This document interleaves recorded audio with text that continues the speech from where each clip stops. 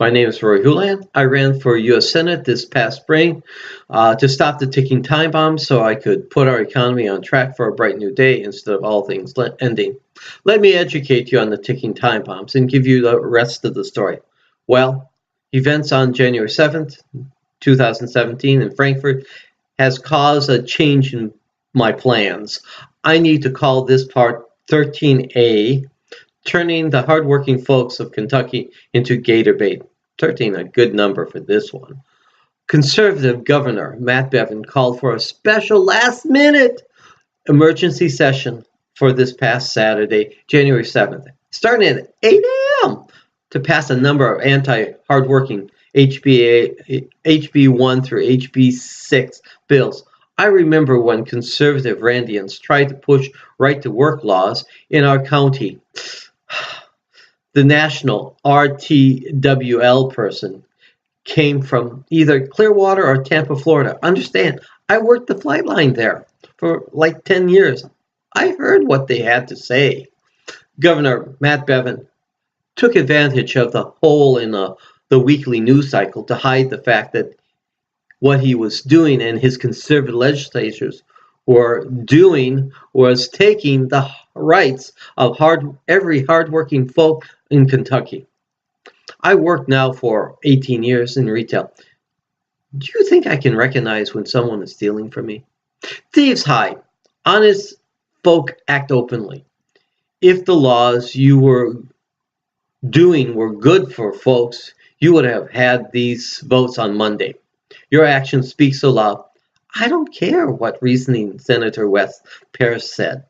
Randian logic is bad logic from an economic standpoint. Russian-born atheist Ayn Rand's philosophy is a poison pill against our capitalistic system. Plain and simple. You know that you are doing the hardworking folks bad. This is all premeditated, planned, and on purpose.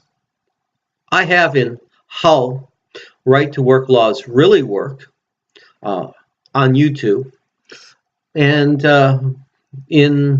it should be posted in my Facebook pages. I point out that conservative legislators just want you to believe that these laws are only going after just union folks.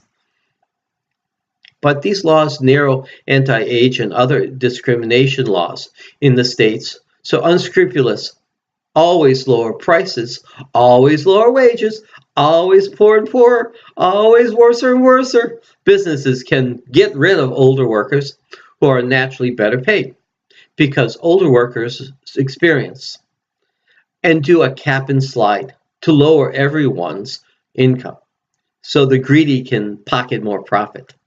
The greedy only make more needy.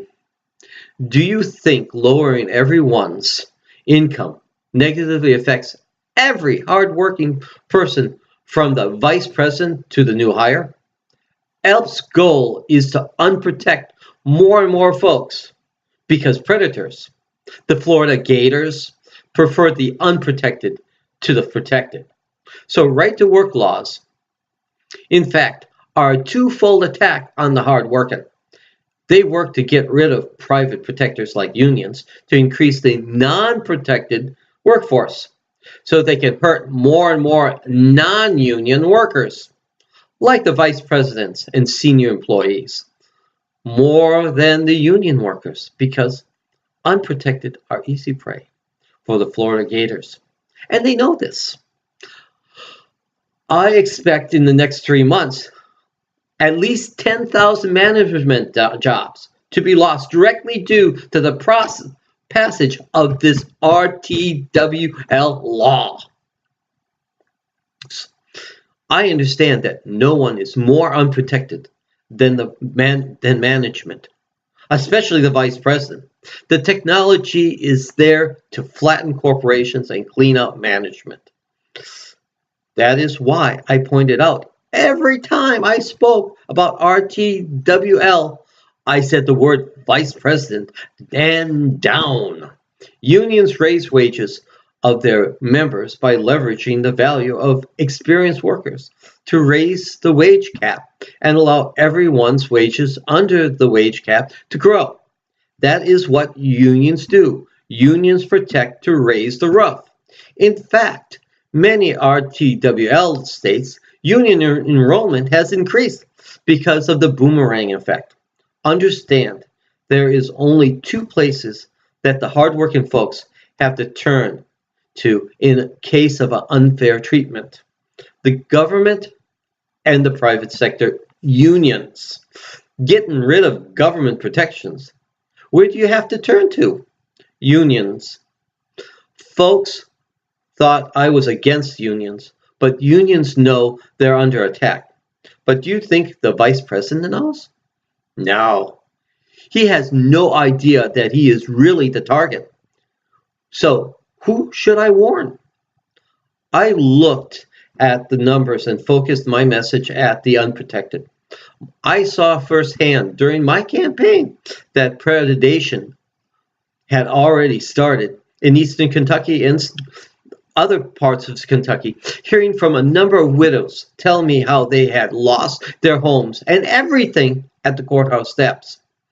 I know personally of how conservative ALEC laws have allowed credit card loans and loan companies to break federal laws by jumping in front of mortgages and take a person's home from the hardworking folks of Kentucky.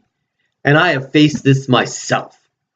I saw in 2010 conservative ALEC laws narrow, that is, simplify, and didn't include rent or your mortgage in what you could have, that you could give calculation, jump so that they could jump in front of your mortgage and your home, force your home into foreclosure.